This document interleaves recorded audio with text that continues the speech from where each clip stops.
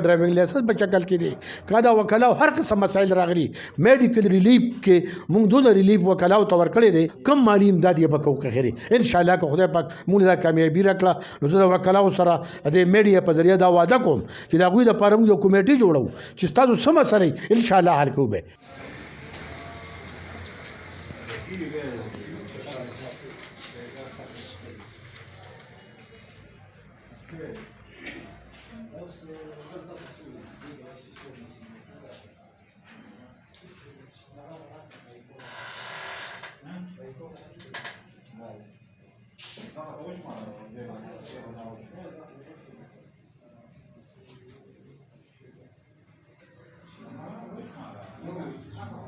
ورحمت الله وبرکاته. قدرمنو هارون رشید ما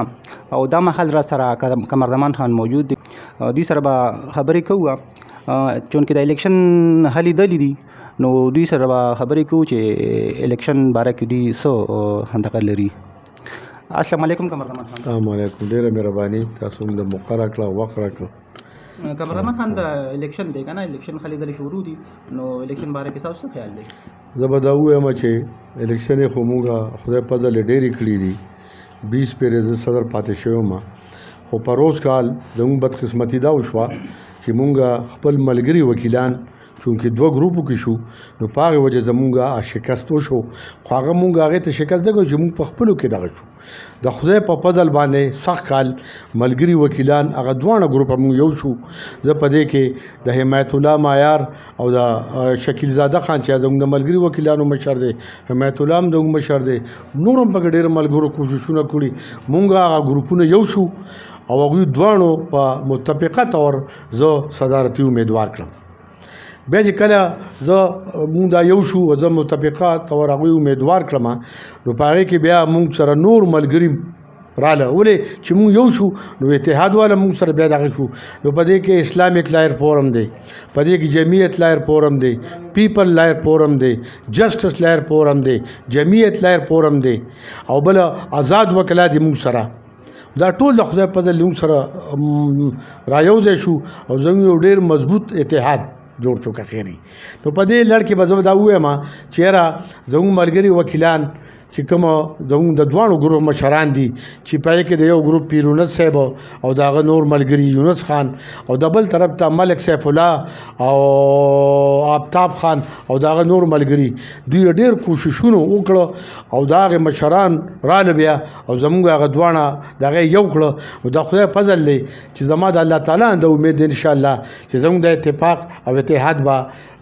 رنګ راوړي که خیري او زموږ دغه به دی پرې انشاءالله کامیابي. بل چونکې زموږ یو بل چونکې زما تعلق د این پی سره دی نو زموږ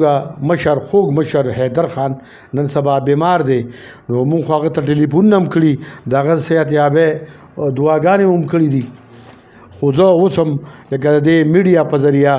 خپل طرف نه او د خپل ملګري وکیلانو طرف نه او د ټول قوم ته دعا سوال کوم چې یو داسې نر انسان چې هغه د فخر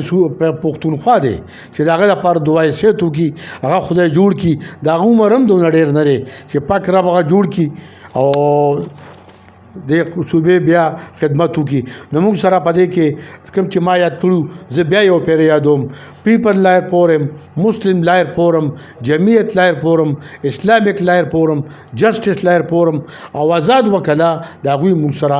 فورم شریک دی چې په کې زه به دا ووایم چې شعیب ګروپ د هغې آزاد ګروپ مشر دی او زموږ سره څونه آزاد دغه دي د خدای په لیه ټول موږ سره ملګري دي انشاءالله چې اتفاق کوي برکت دی نو زه د الله تعالی دا ویلي چې اتفاق کوي برکت دی نو خدای په فضل انشاءالله اتفاق به برکت راوړي. بیا به زه تاسو په ذریعه یو پیغام ورکم چې ما 20 کاله د وکیلانو داسې خدمت کړی دی چې لکه د خپل بچو او د خپل رونو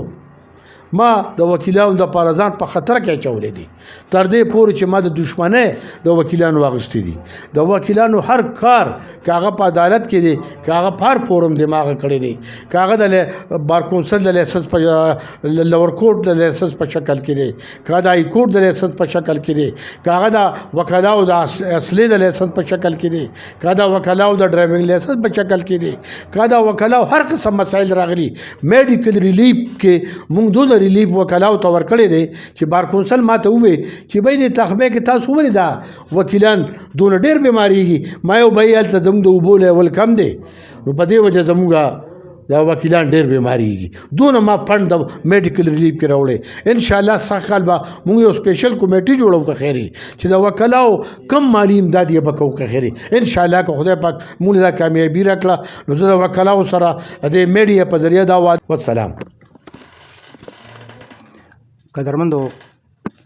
د قمردمان خان خیالات او اظهار چې کوم دی نو تاسو واورېدو د دې سره موږ خپل پروګرام سر ته رسي د بلې ویډیو پورې اجازت راکړئ. د لوی الله پامان.